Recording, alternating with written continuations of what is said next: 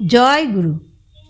অখণ্ড মণ্ডলেশ্বর শ্রী শ্রী স্বামী স্বরূপানন্দ পরমহংসদেবের অমৃতময় বাণী।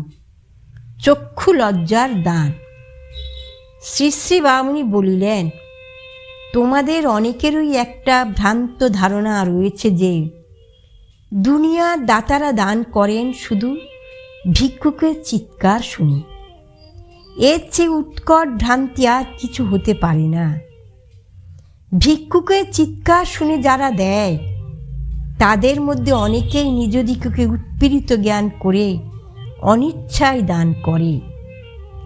রাস্তার মাঝখানে এসে ভিক্ষাপাত্র হস্তে ভিক্ষুক দাঁড়ালে প্রীত চিত্তে সন্তুষ্ট মনে 8 পয়সা দিতেও কয়জনকে দেখেছ।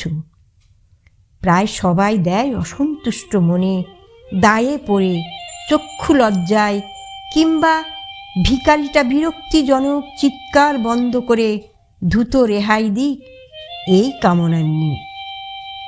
চাঁদার খাতা নিয়ে যখন মঠ, মিশন, আশ্রম, স্কুল, হাসপাতাল, টোল বা দাওয়াখানার কর্মীরা যান গৃহস্থের ঘরে, তখন এই প্রার্থী ভদ্রলোকদের সম্মান করে চেয়ার ছেড়ে কটা লোক উঠে দাঁড়ায়, আদর করে বসতে বলে কটা লোক।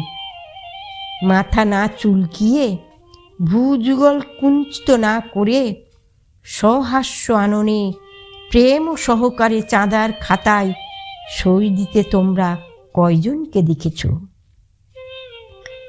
কয়জনে প্রতিশ্রুত অর্থ বিনা তাগদায় দেয় এবং তাগদা করতে গেলে কয়জন লোক সন্তুষ্ট হয় এবং এই ভেবে যে ভুলে না যায় তার জন্যই ইনি এসেছেন, ভুলে গেলে আমাকে মিথ্যার পাপে ডুবতে হতো, ইনি আমাকে সেই পাপ থেকে রক্ষা করেছেন, এই কথা কয়জন চিন্তা করে? এসব চক্ষু লজ্জার দানে কারুর কোনো নৈতিক উন্নতি বা আধ্যাত্মিক মঙ্গল হয় না। ওম শান্তি।